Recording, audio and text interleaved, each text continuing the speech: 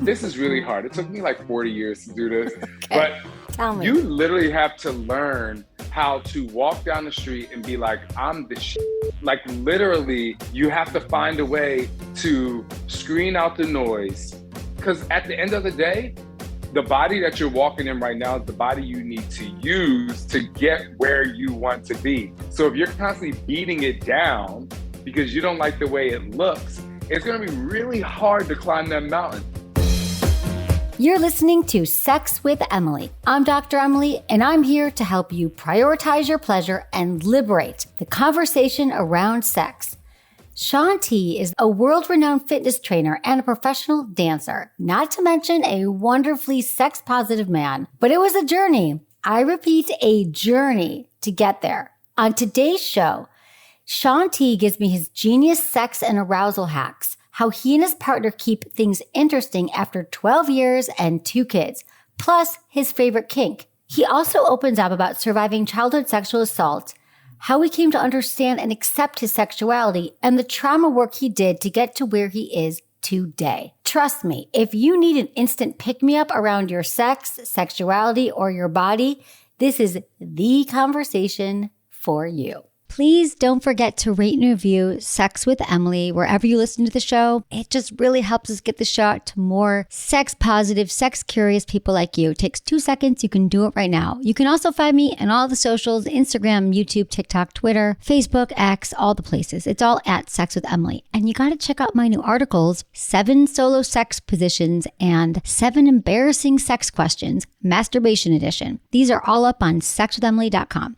One more thing before we get into the episode. I'm so excited to announce I'm doing something for the first time, and I hope you'll join me. I am hosting an intimate women's retreat at Canyon Ranch Wellness Resort and Spa in Tucson, Arizona from June 27th to June 30th, 2024. And we're going to spend 4 days and 3 nights together where I can answer your questions, have intimate discussions throughout the weekend about pleasure, sexuality, sexual intelligence. We're going to have a special retail pop-up experience, having all my favorite product recommendations. And I really hope you'll join me. I'm going to put a link in the show notes. You can also find more at sexwithemily.com/live. Can't wait to see you. Enjoy the episode. By now, you've probably heard my magic wand story. It's a brand that's been part of my personal journey for more than 20 years. But no matter how many times I sing Magic Wand's praises, I'll never be able to fully capture the story of this incredible brand. Well, now journalist and author Kate Sloan just completed a limited audio series documenting the history and impact that Magic Wand has created over the last 56 years. It's called Making Magic. And the series chronicles Magic Wand's incredible brand story through interviews with nearly 40 experts, performers, business owners, educators, and fans. So I got a sneak preview of this series, and what I loved is that Kate weaves together snippets from all their interviews into this amazing story arc. She covers Magic Wand's journey from appliance store massager to its legendary influence on culture and sexual independence, and it's all just fascinating. The first episodes of Making Magic are available now at makingmagicseries.com or on all popular podcast platforms. Just search for Making Magic or visit makingmagicseries.com today. I asked my Sex with Emily audience their most embarrassing penis questions, and one that kept coming up was, how can I increase my ejaculation? Helped by the ever-growing popularity of the money shot in pornography, semen volume seems to be a conversation growing in popularity. So can you really increase your load? Well, the answer is yes. You've got to get your hands on Popstar's volume and taste enhancers. These supplements help build up semen and increase ejaculatory volume. Not to mention, there's an added bonus of improved semen taste. We've all heard that age-old rumor to eat pineapple to taste better. Well, this supplement actually uses the bromelain from pineapple along with zinc and L-arginine to improve your overall taste in 2 to 3 weeks. This product was created by 2 of the country's leading men's sexual health physicians, so you're in good hands. Popstar is all-natural, high-quality, vegan, and non-GMO, made from the best ingredients and scientifically proven to work. Plus, you know I've got you guys with a discount code. You can save 20% with code Emily at popstarlabs.com/Emily. That's popstarlabs.com/Emily. popstarlabs.com/Emily. Use code Emily at checkout.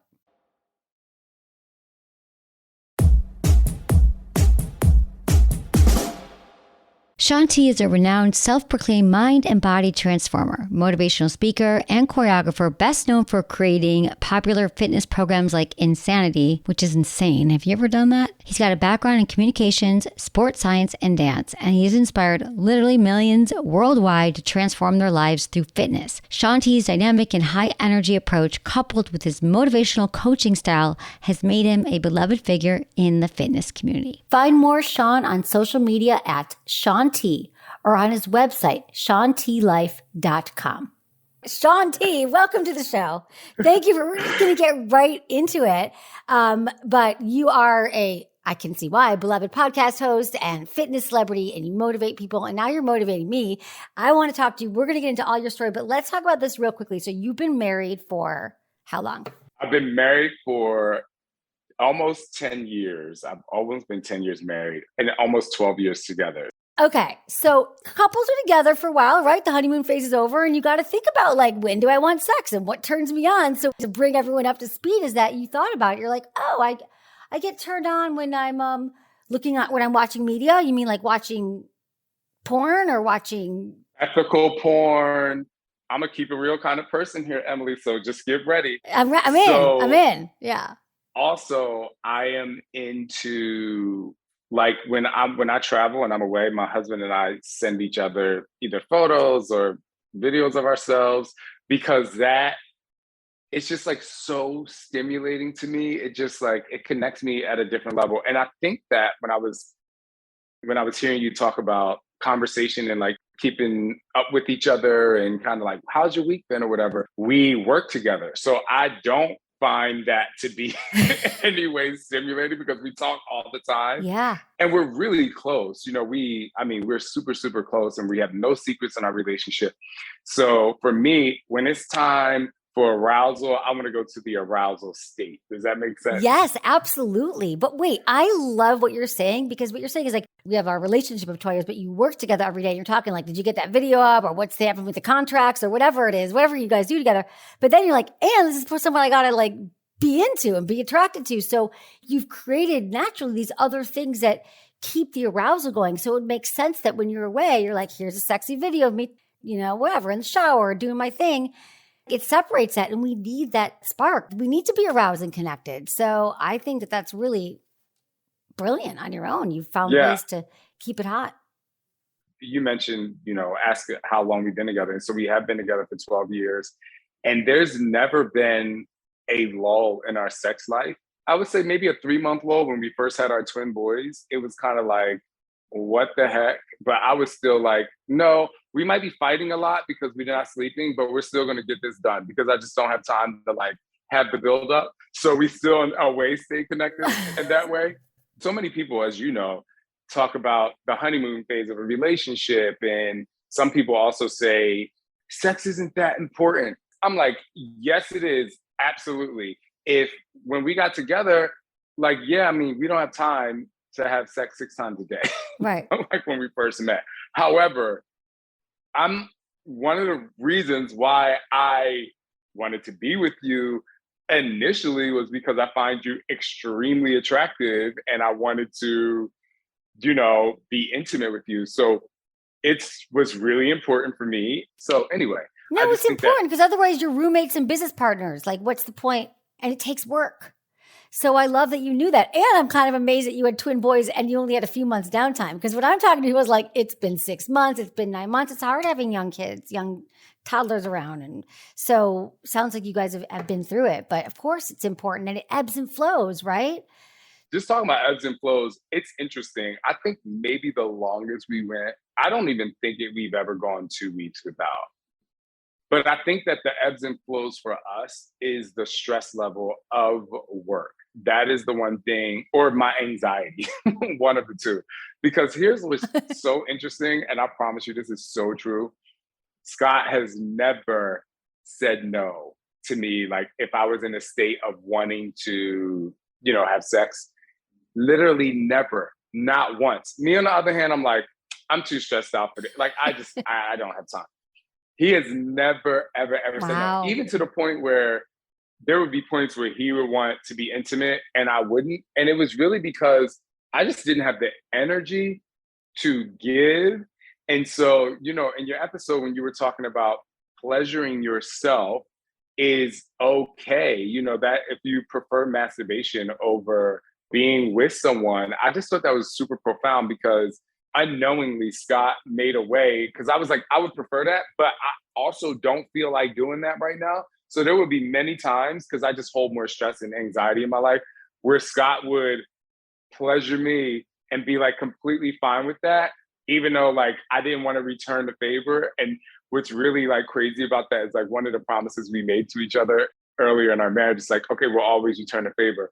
So then I had to say, well, I can't return the favor tonight, but I'll return the favor later. So I think that's kind of how we navigate the ebbs and flows, if you will. No, that is a beautiful example. And I just want to punctuate what you're saying here, that it's like, a lot of times we're all adults, we're exhausted, we have jobs, you have kids, things going on in our life. Sometimes it's hard to give your partner the full experience and then be like, okay, now I'll take mine. Like, who's got time anymore, right? So to say that you will get yours, it might be tomorrow, it might be this weekend, but to feel that satisfaction of knowing that he pleased you and that his is going to come. And it sounds like you guys have the most excellent communication because he knows that you're not going to be like, not return the favor, essentially. I have a massage table here that I use. The other night, like my boyfriend came over and he's like, get out the massage table. And he just like went, like, he's like, it's all about you.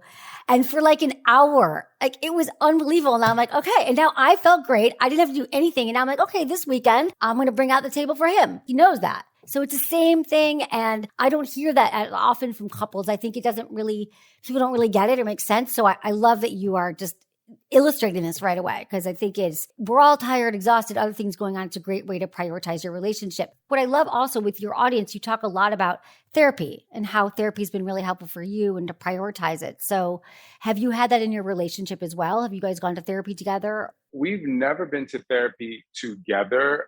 We both have gone to therapy prior to knowing each other. And I think that was a really great foundation. Growing up gay everybody has an issue that they probably need to go to therapy for.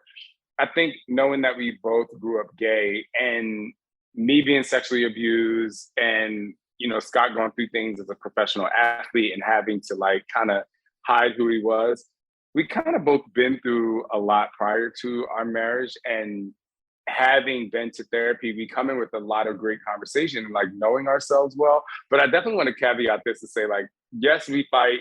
Yes, we have arguments. Like we do not have the perfect relationship in terms of like, it's the white picket fence.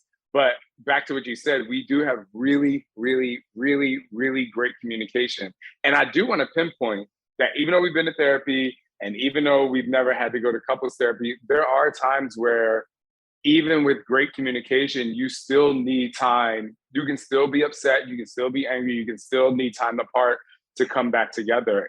Everyone thinks that even going to therapy or having that perfect communication doesn't allow for you to be able to still have to deal with your emotions or to still be angry or not want to forgive right away. But I also think that is the great roller coaster ride of a relationship because Scott will tell you, he's like, you love confrontation. I'm like, no, I just want to get to the meat of the problem because I just believe that if we solve the depths of this issue, then like when we get to the next hill and we like, that roller coaster is going to be much more thrilling because we have like worked through something already. But we've never had to go to therapy. And we actually had a really, it wasn't intense. It was a really open conversation a couple of weeks ago because I still go to therapy every week and I feel crazy if I don't. And I asked him, hey, do you want to go back? And I guess in some way therapy may have stressed him out even more because of all he had to work through. So we just kind of talked about him going again as well, because he's not an expressive person. He's more of like, I'm going to hold this inside. So I was like, maybe you need to go and it'll help you out. The main thing is I think when couples like learn there's two things. I guess when you go into therapy as a couple, learning how to communicate, how to get through those hard things where you want to talk or he doesn't want to talk about it and why, but then also our individual therapy to work on our own traumas and our own issues, which it sounds like you've done a lot of that as well. I wanted to ask you some things. So I explore this idea of like self-acceptance, like how when we truly accept ourselves and, that's sort of like have more confidence, which I know confidence is kind of this elusive thing we're always working on, but how it informs your sex life. So for a lot of people, that means like learning to accept or even love or like their body when they have like body hate. But I want to hear from you on that point, like your own journey to self-acceptance around your body. And then also, yeah, I know you motivate people in this way as well. So maybe you could talk about that, what it's been like for you. That is such an interesting question because for me, body awareness started when I was young because I was sexually abused. Like I would literally be in my bed at 8 years old. From the time I was 8 to the time I was 12, I would be asleep and my abuser would come in starting off by massaging my butt. So it's like this really weird, like I didn't have a great relationship with my body really not till like really recently because I've done a couple podcasts on just like accepting my body. And a lot of times it had nothing to do with weight necessarily. I think it just had to deal with like the culmination of just like being okay. And I would give you a little point and then I'll go into like body image more. But even in our relationship, up until like, I would say like maybe 5 years ago, like if Scott, maybe 6, it was probably a little more now. But when Scott would come up to me in the bathroom and he would like touch my butt without me knowing it, I would freak out. But you want to know what's like it's so dichotomous of all that. Like if I didn't feel good in my body, like my chest and my arms and my abs, like I know the one thing that I loved was my ass. So it's kind of like this thing of like, I don't want you to touch it. That feels good to me. And it was really weird because that was like the one thing that I'm like, okay, if all else is not feeling great, I'm going to turn around before I get in the shower and be like, boom, the booty's right. And then being able to marry those things together while accepting that my husband wanted to touch me there, also knowing that it is my favorite part. It was very healing. So to your point about how body and body image goes into confidence, I think that you really have to find out there's the why you don't like something about yourself or why you don't favor it. I think the most important thing, especially in my line of work, is that we have been, I don't want to use the word brainwash because I think it's overused, but we have been marketed to think that like a certain body type is the best kind of body type. My husband's like super ripped. He's very attractive. You know, he's 6 foot, but I'm like, if we're walking down the street and there's like what people call thick, THICC, like a thick guy, or even girls, I'm so attracted to that too. I'm so attracted to so many different body types. And so I just want to hopefully motivate people out there. If you're looking in the mirror and you don't like what you see because you're comparing it to what you think other people want to see, in addition to that, you might be comparing it to what society thinks that you are compared to maybe your spouse, right? Like your spouse might go to the gym all the time and maybe you go to the gym once in a while. You might not be as ripped or whatever. That you kind of have to let that go because what society thinks is beautiful is not the only thing that's beautiful. It's just a one thing that, people think. And I was actually watching this. I was on TikTok the other day and I was looking at this TikTok and that point came up. There was a guy who was clearly kind of like in bodybuilding. And then there was a woman who's like, no, I don't work out. And so she got a lot of hate messages like, how'd you get him? Girl, he's going to cheat on you. Like, oh my God, she must be a sugar mama. Like these comments were so disgusting. And it made me so angry. I couldn't say anything because, I was scrolling. I was like, oh, I want to comment. But I think that again, and now I'm going to keep it very real. All these people say like, oh my God, I can't believe that person with that person, or you're not this, you're not that. And I'm like, you don't look like that either. You don't even look like what you're saying is beautiful. So you don't have it all together. Your diet's not 100% perfect. You don't go to the gym all the time. You've had times where you fell off the wagon. So why are you even acting like that shouldn't even be? And I think a lot of people dive into this health thing, meaning, oh, you should take care of your body. But I'm going to be like, shut up. Like, just stop right now because you don't have it all together either. Like I always say to people, we're all in the closet about something. Like we all have something to like figure out in our lives. Yeah, I heard you on my friend Jordan Harbinger's podcast like a few years ago, and you said that. And I actually wrote down that quote that we're all in the closet about something. And it's so true. We really are. We all have things that we hide that we're shameful of. I think it's interesting. I was actually listening to another one of your podcasts that you did with Chip Hoffa, who was saying the opposite of pride is shame, right? And I always say the opposite of pleasure is shame. We often think like, I don't deserve pleasure because I haven't worked out today, or I didn't finish this thing. So I'm not going to like have sex or masturbate or shop or eat or whatever my pleasure is. Right. And so, yeah, there's just so much goddamn shame around this too. So I feel like it's shame, and it's like we're in the closet about things. And I just feel like that I love that what you're talking about. You're just being so real and so authentic about all of these things that we want to wrap in here together. So going back to self-acceptance, and I totally get what you're saying, like looking in the mirror and thinking like, you have to look like a certain type. Like in the 90s, it was all about like the skinny, thin models. And now it's like more bodies have changed throughout time. And now it's really just like, it should always be what we like about ourselves, right? How we feel our best, what makes us feel the most confident. And you're in this field, like what are some things, like I tell people like look in the mirror, do some exposure exercises where you're walking around, you're writing affirmations. Because I do think it's the way you carry yourself, the way that you care for yourself, you eat, you work out, but like, what is that switch? Like, how does it work? And I also think you can answer this too. Like, it's a process, right? Because you probably have days where you're not loving your body, right? Even though it's what you look amazing, it's what you do. So what are some tips to this? I think that one thing that I know that makes me feel good right away, regardless of what my muscle tone is or what my skin tone is, or if I have a pimple on my face or whatever. Yeah, I got one right there. Maybe it's gone, almost gone. But dressing, like, oh my gosh, if you have a little bit of money, go to the mall, wear something that makes you feel confident.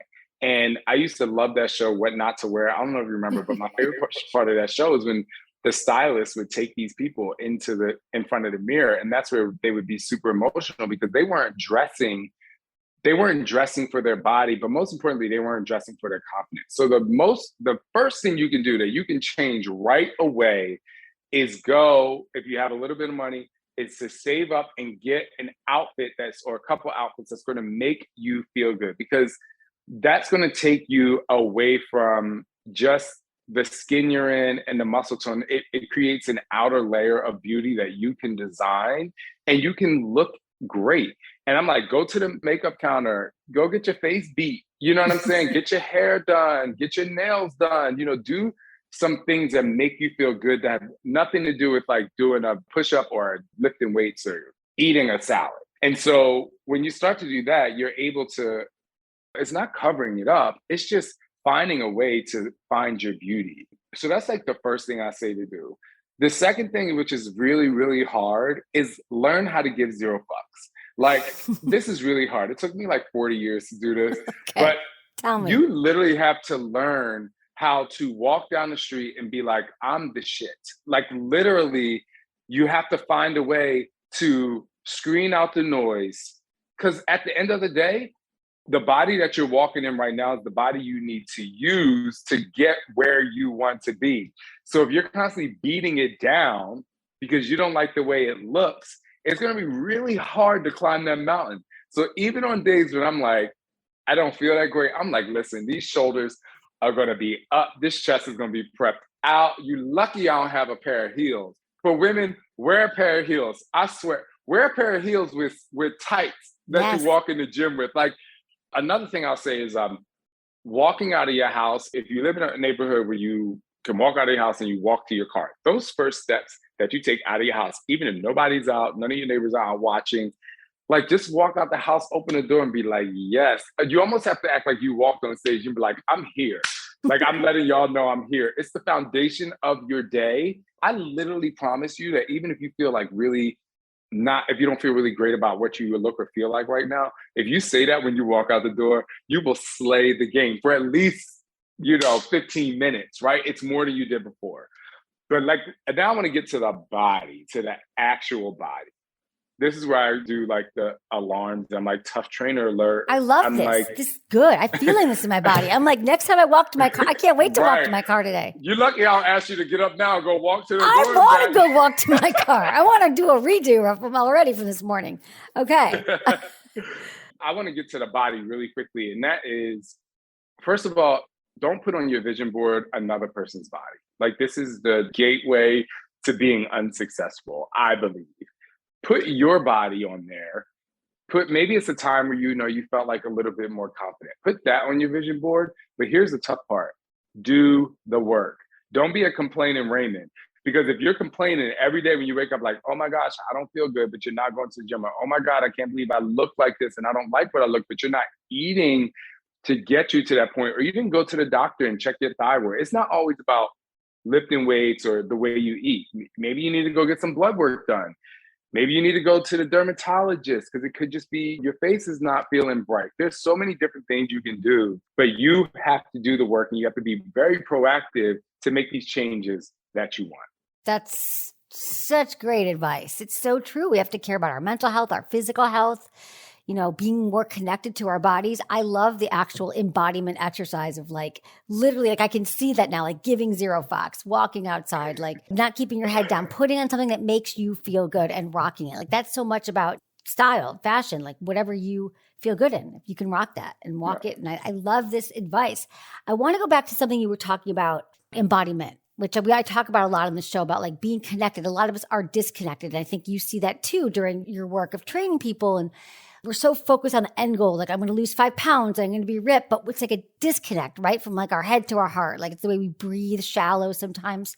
And so what has been that journey for you? Because I know you talked about your growing up and you had sexual abuse growing up. And then I think what you were saying that when your partner grabs your butt, that at first you might have a trigger back to your childhood, right? Mm-hmm. Abuse that you said happened in that way. And so I'm wondering what that process was of sort of learning to kind of connect into your body again and disassociating it from the trauma. Yeah, it was really, really interesting because there was definitely a response, a physical response of fear, perspiration, anger was the first thing. And it made me feel really bad, especially when my spouse did it. I have friends that would see me and they would just smack me in the butt. They're like, oh my gosh, it's so amazing.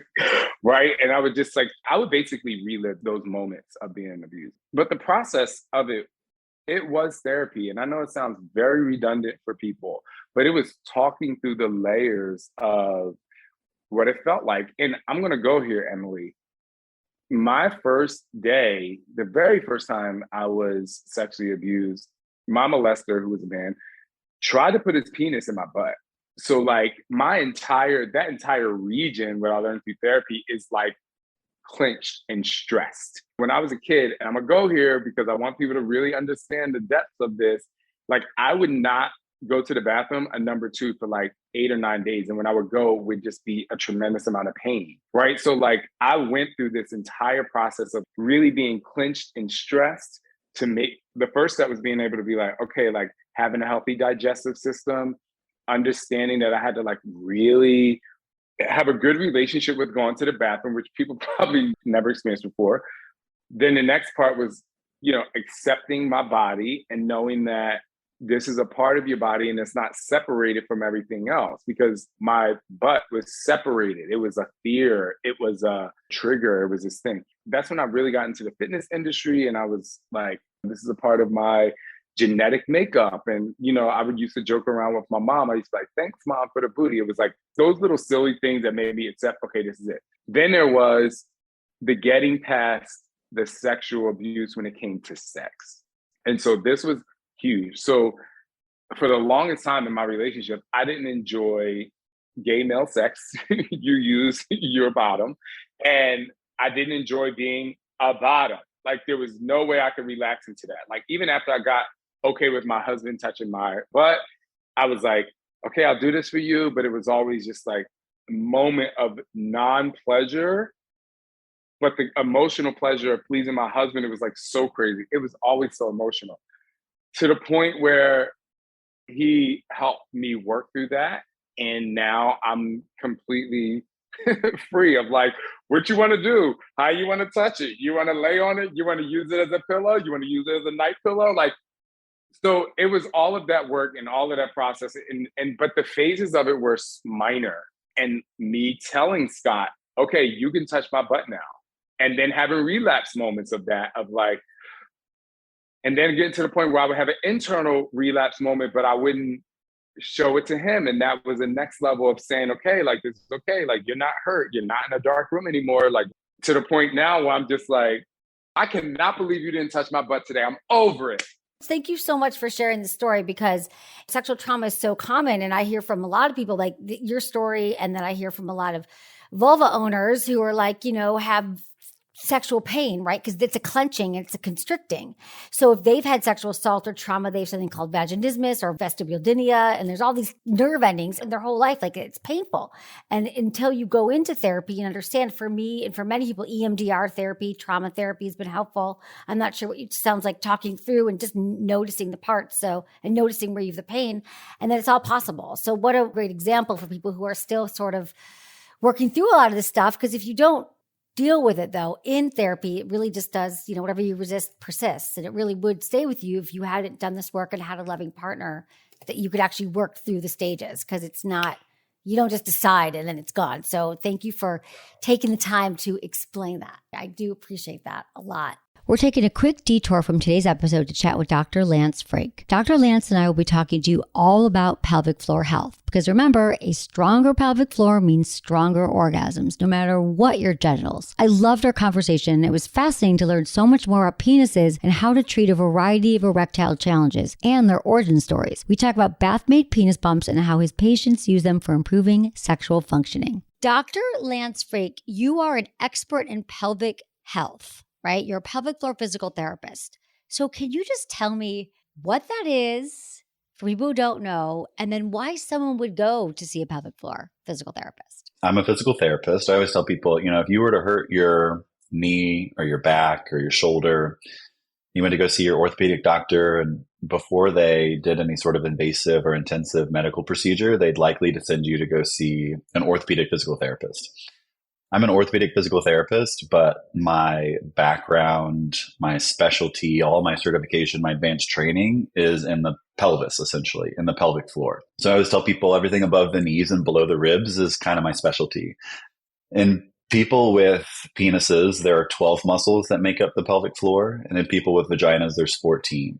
And from a musculoskeletal standpoint, those muscles that sit in the pelvic floor are primarily responsible for urinary function, bowel function, sexual function, and then they play an overall supportive role. And they just kind of hold things in place. You work with a lot of penises. So that's what I wanted to focus on today. Is there a typical patient? Can you talk to me about, a guy who comes in and what he might be struggling with and how that goes down? There's a condition called prostatitis, and there's 4 classifications of prostatitis, and 3 of them involve a bacterial infection, and 1 of them doesn't. And the one that doesn't makes up 95% of prostatitis diagnoses. And so people typically present with some iteration of pelvic pain or testicular pain or perineal pain, pain with erections or pain with ejaculation. A lot of guys will report it feels like I'm sitting on a golf ball, like it just feels really tight and underneath my scrotum, or my anus just feels really tight, like it's always in a spasm. Some version of that is the typical, I would say, male identifying pelvic floor patient. That fourth non-bacterial category that I was talking about has later been renamed by the medical community as chronic pelvic pain syndrome, because there's no bacterial infection like prostatitis, true bacterial prostatitis. And then also penis owners come with you for sexual challenges, right? Yes, like erectile dysfunction, premature ejaculation, delayed ejaculation, taking too long to achieve an orgasm. Patients also come with those complaints as well. Say somebody has premature ejaculation and they're coming too quickly. So we haven't talked about this yet, but when kind of backing up to classifications or columns of pelvic floor dysfunction, people typically fall into an overactive pelvic floor category. These are the classical, the type A, high strung, anxious, depressed, just high achieving type of people typically fall into the overactive pelvic floor category, very tight, overactive pelvic floor. Then there's this other category of an underactive pelvic floor. And this is the classical example of when people think of pelvic floor PT, they think of typically a vulva owner who's postpartum that has just given birth. They just need a little bit more strengthening. They just need a little bit more development of the tissues. So when we're thinking about those two categories, an overactive or an underactive, somebody with an overactive pelvic floor just has a tightly wound pelvic floor that just doesn't ever relax. And so when we're talking about premature ejaculation, when we as people with penises get to that orgasmic state, those muscles have to contract really hard. And so if somebody's baseline level of tension in the pelvis is here and it takes this amount of energy or tension to get to an orgasm, the threshold of that contraction is much lower than somebody who has a normal or a neutral level of tension in their pelvis. So a person A may take, 5-10 minutes to build that tension up over time, but somebody else who lives up here, it might take them a minute or 30 seconds to get to that orgasmic state, the buildup of tension in their pelvis. Somebody with an underactive pelvic floor might have I hate saying the word weak pelvic floor because there's nuances of what weak and strong mean, but when somebody has an underactive or a less developed pelvic floor, it may take them significantly longer to get to that orgasmic state if they have a delayed ejaculation. Right. I work very closely with sex therapists, mental health therapists that specialize in sexual health, because there's a lot of emotional and mental and psychological aspects that happen to get people to that orgasmic state as well. If somebody has an underactive pelvic floor and their pelvic floor muscles are not strong enough to keep blood into the penis, that's where we see different ED or erectile malfunctioning symptoms happen. Somebody with an overactive pelvic floor, their muscles are too tight, they're squeezing too hard. And I always give the clenched fist analogy. So if you just squeeze the hell out of your hand, squeeze your fist as hard as you can, and then you open it up, you can kind of see in my palm how the blood is slowly starting to fill back in.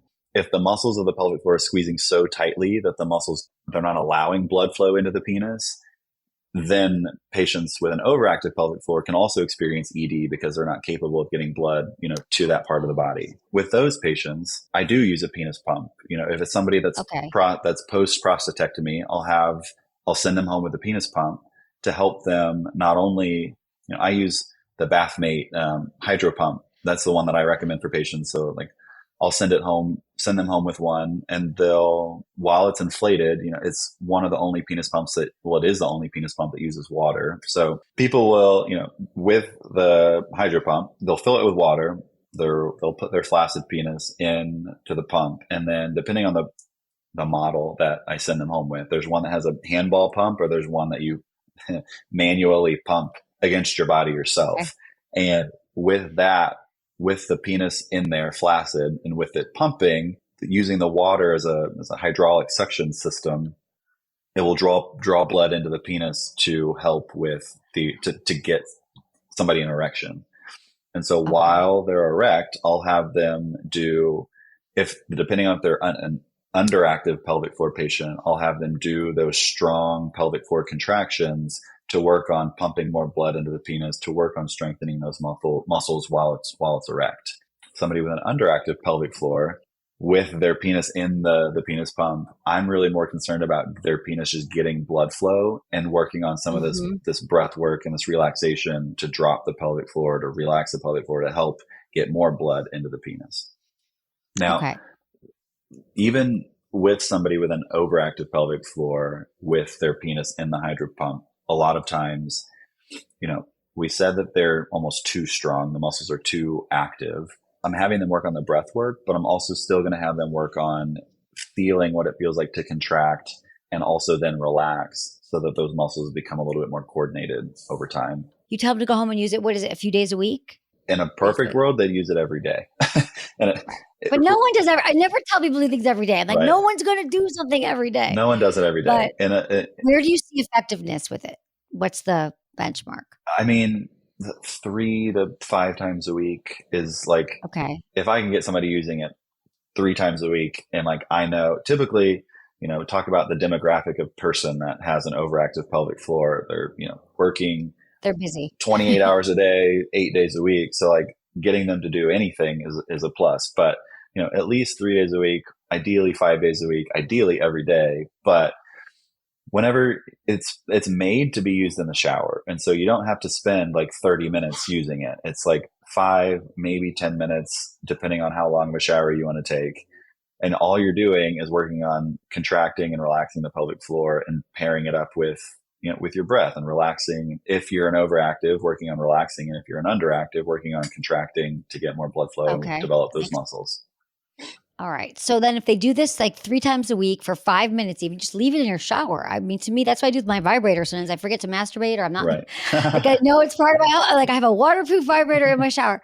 So they got the penis pump and they use it. And then tell me, I'd love to hear about some of the results you've seen from it. I guess the caveat to this is, again, just like with physical therapy, it's not a one size fits all approach. It's depending on the type of erectile dysfunction you have, I don't ever want to set a precedent that it's going to be the thing that like fixes people, but it can especially help improve blood flow. It can help with if patients have an overactive pelvic floor and there's a lot of performance anxiety and there's a lot of fear around getting an erection. Like we talked about the biopsychosocial, a lot of head stuff can really get in the way of how well people perform. And so if people are using the penis pump and they're getting an erection and they know that their body has the capability to get an erection, sometimes it can help a lot with the emotional, like the mental state that people are in surrounding their erectile state. And if people have an underactive pelvic floor and they're not used to getting an erection because of some sort of surgery or trauma or cancer treatment, it can help, not only literally flex those muscles to help with getting an erection, but also help with the mindset around getting an erection and helping to connect that neuromuscular connection that happens between the brain and the body. Yeah. So it's giving them confidence. Like, I've got this. Like, I don't have to go into the bedroom again, get embarrassed, be worried, because now I'm actually seeing that I'm building the muscle and the control. Right. So have you used it? I have. The bath mate. I don't tell me recommend about it. any products that I haven't used myself. I think everyone would benefit from more blood flow. Yeah. Right? I mean, it's Bathmate as a company, they have different types of penis pumps. Bathmate, it's more focused towards, penile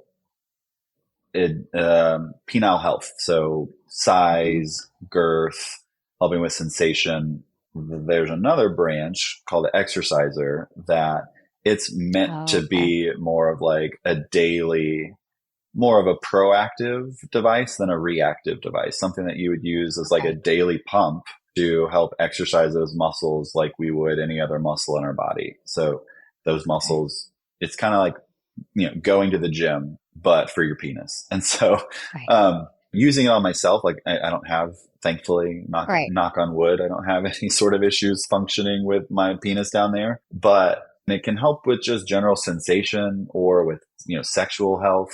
It can help improve the size.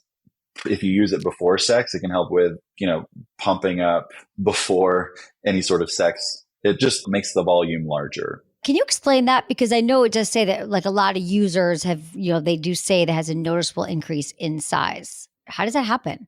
So the tissue that's in the penis, the corpus spongiosum, is literally this sponge-like material that whenever it's engorged with blood, it swells like a sponge does. And so, whenever you're using a pump, the vacuum, the suction pump of the penis pump is pulling blood into the penis. So it's filling that spongy tissue to its max capacity. And it's not something that you're going to get a temporary fill of a larger fill in volume after you use it the first time. But over time, the theory and what their research suggests is that the people who use it long term can make actual changes to the tissue and helping with volume size over time. And so AKA it can help with girth enhancement more than length enhancement, because the skin, the tissue that we have can only be extended so far, but in terms of length, but the spongy tissue can be expanded over time. I don't have a penis, but I want to know the experience of it. So I feel like you have helped me and my listeners so much today. Good. And really help here with the understanding the process of the penis, the pelvic floor, penis pumps like Bathmate, like why they could be helpful. So Thank you so much for your time, Dr. Lance. Yeah. I really appreciate you. Where can people find you and follow along with all the great work you're doing? Thanks so much for having me. Yeah, people can follow me on social media. I'm on TikTok and Instagram and Facebook, but my my name is Lance in Your Pants. Also on YouTube. You can follow me on YouTube. If they want to reach out to me directly, I do virtual consults with people where Oh, good. they can schedule a 30-minute consult where we just kind of talk about what's going on with their symptoms and whether or not they might be appropriate for pelvic health PT. They can go to my website. My clinic page is flexptatl.com. Or if people want, they can email me directly, lance@flexptatl.com. Amazing. Okay. And we're going to put all that in the show notes as well so that people can find you and the great work that you're doing. Perfect. Thank you. For me and penises everywhere, we all thank you. Yeah, no problem. Thanks so much And for vulvas. having me. You help everyone. Yeah, I help everyone. Thank you. You really do. I try. Thank you. I appreciate you so much. Thanks for taking time with us. Yeah, no problem. God, I love talking to Dr. Lance. Find more Dr. Lance in the show notes. If you want to get your hands on Bathmate's penis pump, go to bathmatedirect.com/sexwithemily and you'll get 10% off. That's BATHMATE direct.com/sexwithemily for 10% off. You can also find the link in our show notes.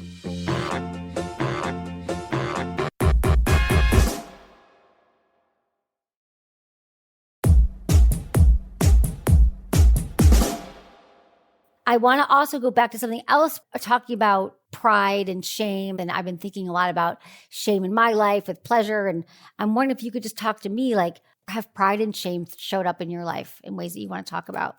Yeah, to be very honest, I haven't really connected to shame very well. I don't think it was a part of like my emotional state. For me, it was always fear. And so it was like fear and stress and anxiety. I've never been like a person to feel shameful. However, I will touch on it a little bit, within my experience, especially when it comes to pride and being gay. And I think that when it comes to body image, whether when it comes to expressing who you truly are, instead of immediately saying, this is me, this is the cards I've been dealt, this is where my brain lies, this is what my life experience is. And instead of saying, I'm going to really enjoy this because this is who I am, we go with, for me, it's fear, but I guess it's very similar to shame. We go to the thing of what people won't like, why it is a bad thing to be like this. And most of the time when we go to shame, it's another person's view, it's another person's opinion, it's another person's judgment of us. Unless you literally did something that you you should be ashamed of that. Like if you slighted someone, if you lied to someone, if you stole something, if you told a white lie that impacted somebody in a really great way, should you feel shameful of that? Yes, because every action causes a reaction. But who you truly are is not an action. Who you truly are is who you truly are. And so if you never did anything to hurt anyone, you should find a way to change shame to like understanding who you are and embracing the other side of that, which is truly greatness. Yeah. I think that's true. And I see what you're saying too, the connection between shame and fear. I can relate a lot to fear and anxiety. That's kind of like my default. I always say fear is false evidence appearing real. Right? Yes, let's go, Emily. It's so true though. It's like, none of this is real. We're making this up. So how do you deal with your anxiety? I went through a lot. So I was like super like tons of anxiety. Like I would go in these like what I like to call tornadoes, and I would create these experiences and I create outcomes. I could tell the future. I probably in my head could have made billions of dollars on telling everybody like this is going to happen in your life because with anxiety you're only going to one place and you're like this is going to happen and you try to prove to yourself that this is going to be. But really what I did when it came to anxiety and stuff is like, what are the facts? You don't feel sick. You haven't had any symptoms. If the facts are reading this way, why are you going to the other way? And so that's kind of how I was able to deal with it. Obviously, therapy is like, again, important, or journaling. I know we say therapy a lot. Some people get a lot from writing stuff down, just like seeing their thoughts. When I was younger, I used to be like, oh my God, my friend, you have a diary? And now I'm like, damn, I should have had a diary. Like it would have helped. One of the first things is really accepting the anxiety, accepting the fear, accepting what it is that's happening and knowing your physical and mental response to it. Because if you don't really connect to it and understand why you're in that situation in the first place, it's going to be really hard to change it. It's like saying, well, some people who their heart may not be healthy. It's like, my heart is fine. Like, I eat a salad, but you're also eating pizza every day, right? It's like, you have to accept like, oh, then you have to now start to do something to change it. So I think just like accepting and knowing where that anxiety comes from, which again helps a lot in therapy, then you can start to make an action plan to get out of that. But for me, it's just like telling myself, these are the facts, Shaun. And I used to lose sleep. Like every time I would get like a blood test or like go to the doctor, I would lose sleep until like a result came back. I wouldn't sleep for days. I would be like, oh my gosh. And now I'm like, what are you doing to yourself? I want to ask you though about this too. We talk about the mental health and stuff that we're struggling with, but what is the connection you see between sexual health and physical health? Like the people that you work with over time, or even yourself, do you see a connection about people who start to get better shape, taking care of themselves, how they feel sexually? Yeah, definitely. I've heard people say, and the thousands of people that I've trained or impacted their lives through physical exercise, it really started with confidence. And confidence is a root to so many incredible things. And definitely one of those things people say, I felt confident, which leads them to wear a two-piece bathing suit or just a bathing suit that they find themselves to be super attractive in, some more skin revealing clothes, and all of that, whether you're in a relationship or you're single, is going to draw more eyes to you, which is going to make you get more compliments a lot of times, which then makes you feel more attractive, which then makes you want to be sexual. And then you can open yourself up to that. When you feel really good in your own skin, the next point is like feeling good naked. Because I think the other thing is people find a lot of fear in being naked is taboo. We take pictures of our babies like, oh my God, look at the little butt or look at the little feet. And then like at some point it's like, oh my God, you're showing too much. I'm like, why? Why am I showing too much? Because so I think, again, I believe, not that I say we should all walk around the streets naked. I wouldn't be mad. Not to say that we should do that. However, I do believe that, being able to express yourself and express your body is truly a gateway to finding your way through better sexual health, sexual freedom. Like, oh my goodness. I just think it's like to my point about my butt. Like I go downstairs every day. Right now, we're staying at my in-laws' house. They don't live there. But before my kids get up, I go down and I do my shake and all my supplements and my pills and all the stuff that I take in the morning. And I always take a video for my husband. And then I get to the gym later and then I send him a video. And so it's like this really cool thing of like, for me, or hopefully you out there, to wanting to show your body once you get to that point, because once you have that confidence, then it's going to lead to better sexual health. It's going to lead you, if you have a partner, to want to share more of your body with them, even if it's through media and setting up some encounters later on. So it's like all of these things. So me and my husband, I'll tell you a little story. Oh, Emily. So my husband and I, this kind of all goes into the body thing, knowing how I felt before with my body. And then it led to, I set up a photo shoot for me and my husband. I was like, okay, we're going to do this photo shoot. Don't think I'm crazy, because I'm always the one that, has some ridiculous experience. So I'm like, we're going to do this photo shoot. I really trust this photographer. He was recommended to me by whatever. And we had a photo shoot where we were full on intimate. It wasn't video, it was all photo. But we went through the whole from start to finish. And the photographer was like, I want you guys to look at each other, like talk to each other. Then it was the kissing and the making out and everything else. I'll, let your imagination flow.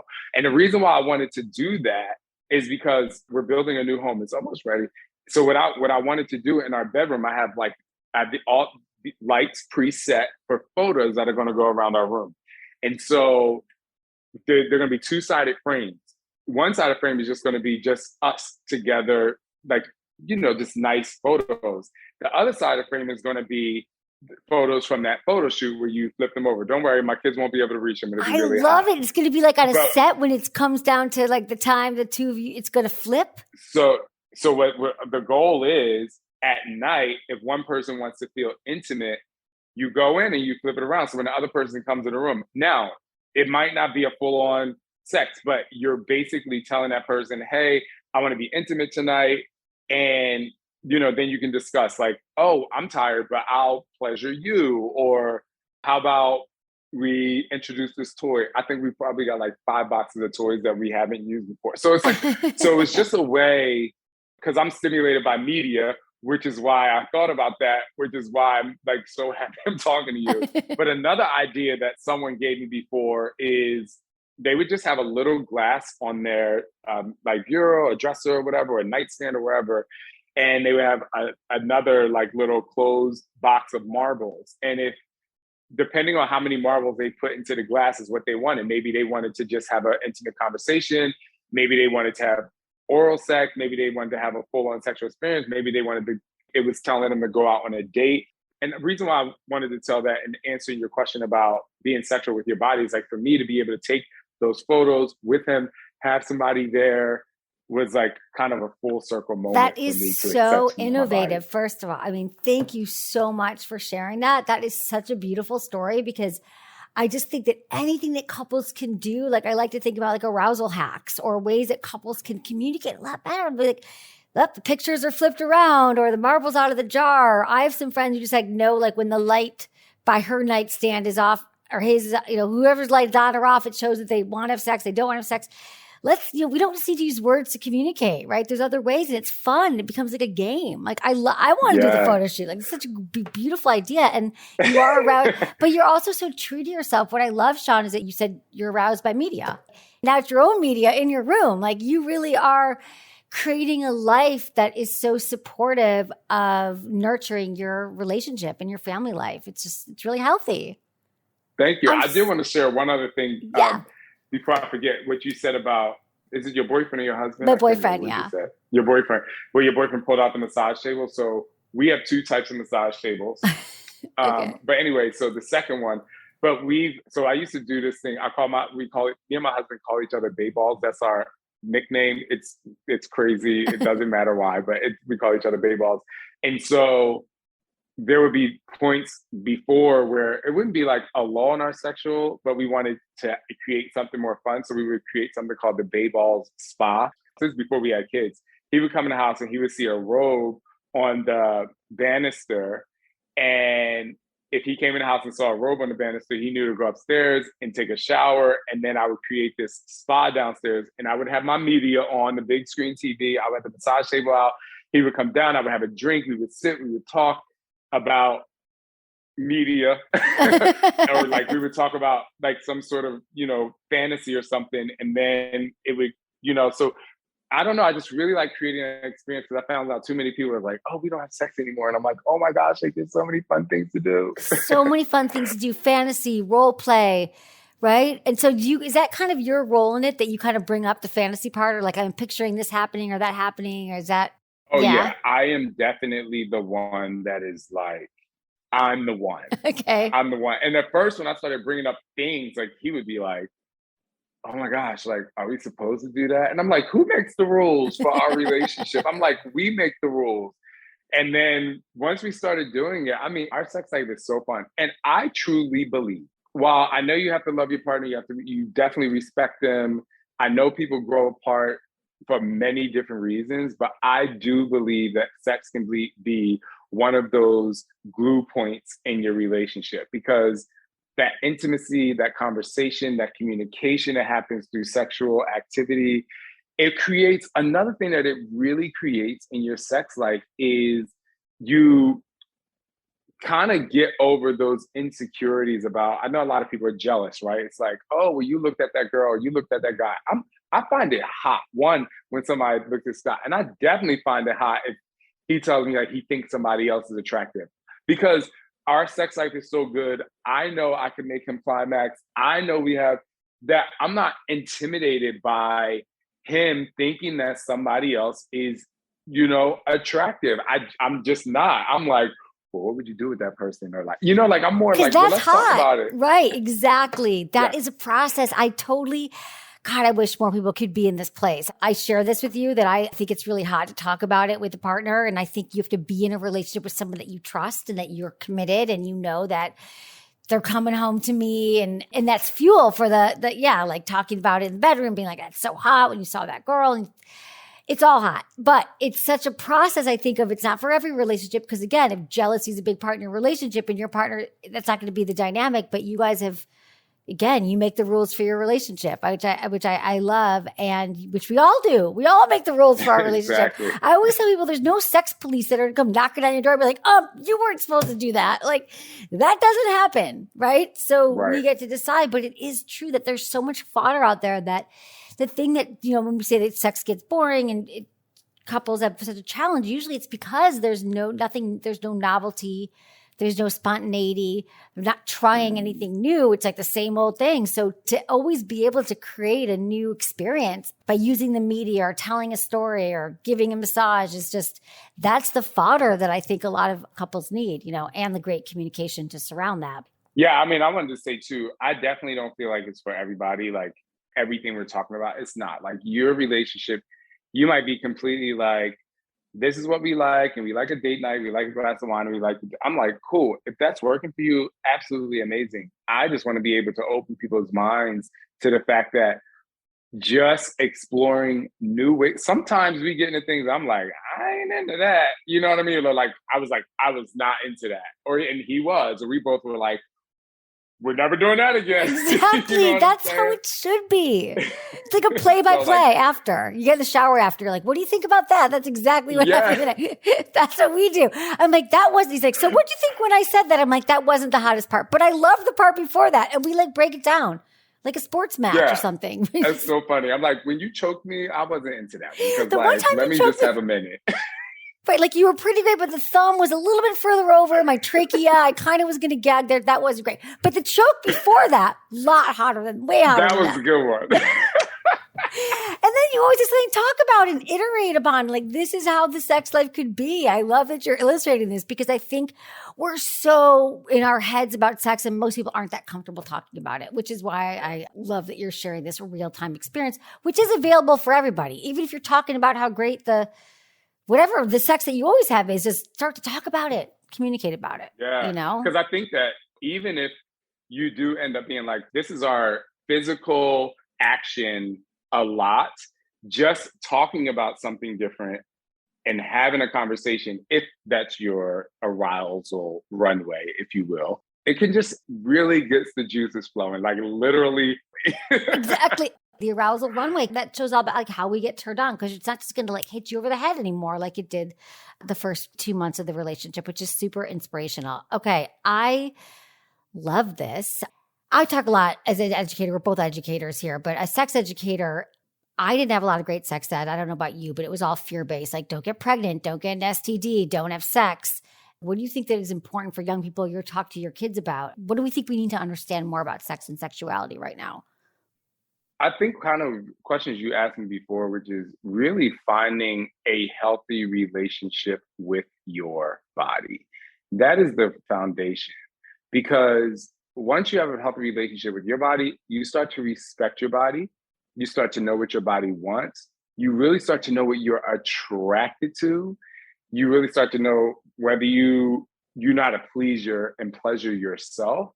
Then you get to going into, once you have like that foundation, then if you get a partner, you kind of have that confidence already set. Of course, there's like, oh my gosh, is this person attracted to me, or do they find me hot? There's always going to be a little bit of that, but at least you have a foundation and you'll be able to let them, explore with you, if you will.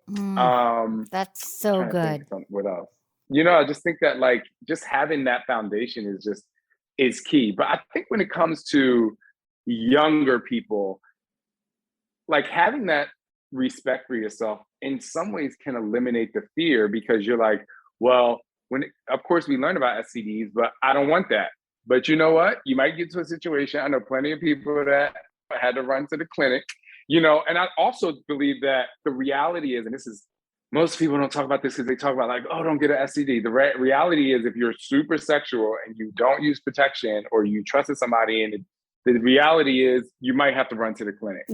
And I just call it the clinic. That's what we used to call it when I was younger. And it's a part of the sex. It's the part of the sex life. But you decided to do this action, but the respect factor will help you get to a point where you can eliminate that things, or like really be able to talk to someone you're going to be intimate with and decide when being unprotected is going to be best for you. It's like there's so many different levels and layers to you being able to communicate with a person to, kind of eliminate what people have put out there to be fearful. But I do believe it starts with knowing your body, respecting your body, loving your body, being able to pleasure yourself. And then when someone else comes into the mix, really helping them understand you. Because here's the thing, if you're going to be intimate with somebody and you ask them a lot of questions, and you ask them questions about respect, you ask them questions about what they're into, usually the person that unless they're like a psychopath, usually the person that wants to answer these questions and really dive in and not be afraid, they're the person that's going to respect your body the most. If they're just like, why are you asking all these questions? Like, let's just get it in. Then you're kind of like, well, maybe that's not somebody I really want to be with. That's how I feel the foundation of what we need to teach people. That is such great advice. It's so true. Let's teach you how to respect each other. Let's teach how to have conversations about sex without the fear. And I love what you're saying is the partner that's asking all the questions is probably the one that you want to be with, I believe that. So that is such great advice. Thank you for that. Shaun T, you're awesome. Thank you so much for all of your advice here and talking to you about all of this. I want to ask you the quickie questions. We ask each guest the 5 quickie questions. Ready? You can ask me anything you want, Emily. Okay, baby. I know that now.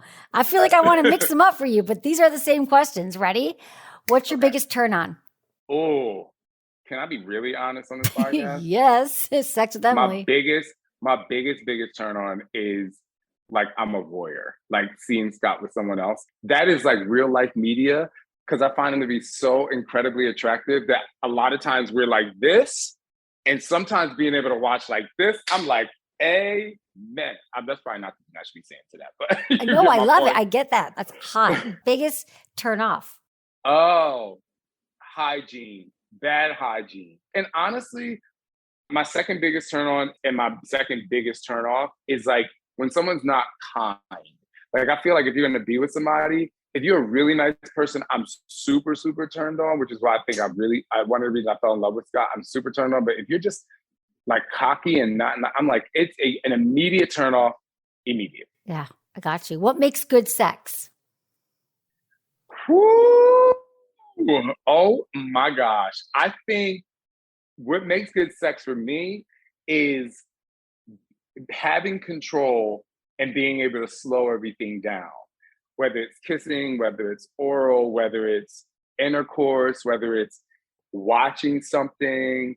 Like the slower you go, the longer it can last, and the more I just feel like if someone's like rushing, I tell Scott, I call people jackrabbits. I'm like, if you're a jackrabbit, you just want to rush through everything. I'm like, this is boring.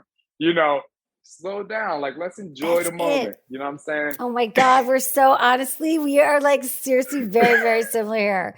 It's exactly it. I always say my best sex advice, go 5 times slower. Like slow down. It's hot. Right. Something you would tell your younger self about sex and relationships. It's going to be okay. I think like just telling myself younger, like it's going to be okay. You don't have to stress through the experience. Kind of just let go and have a good ass time. God, I want to tell myself that today. I think we can tell ourselves that every day too, right? Okay, what's the number one thing you wish everyone knew about sex? I wish that everyone knew their most heightened way to orgasm is. And the reason why, I love how you're giggling at me. The reason why is because if you can tell your spouse how you like to climax, or if you know how to make it, I'm telling you, like, because some people are like, oh, I came or I didn't come, or like, oh my gosh. And I'm like, wait a minute. Find out the way you know how to climax the best. Like, try 18,000 different ways, but when you get to that one way, you are going to be like, oh my goodness. Oh my God. Sex with Shaun is this show. Sex with Shaun and Emily. This is amazing. Oh, you are awesome. You are so talented and sexually motivational, not just in your industry. Amazing. Thank you so much, Shaun, for being here. What's going on with you? Where can people find you? What are you excited about? Just follow me on Instagram or one of my social media pages at Shaun T, and Matt will follow you there. We'll find you in all those places. Thank you for your time. I appreciate you so much.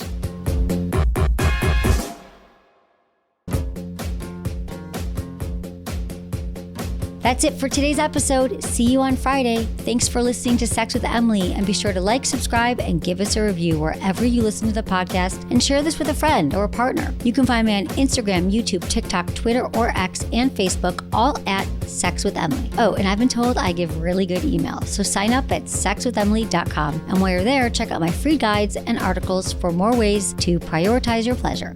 And if you want to ask me about your sex life, dating, or relationships, call my hotline, 559-TALK-SEX. That's 559-825-5739. Or go to sexwithemily.com/askemily. Was it good for you? Email me, feedback@sexwithemily.com.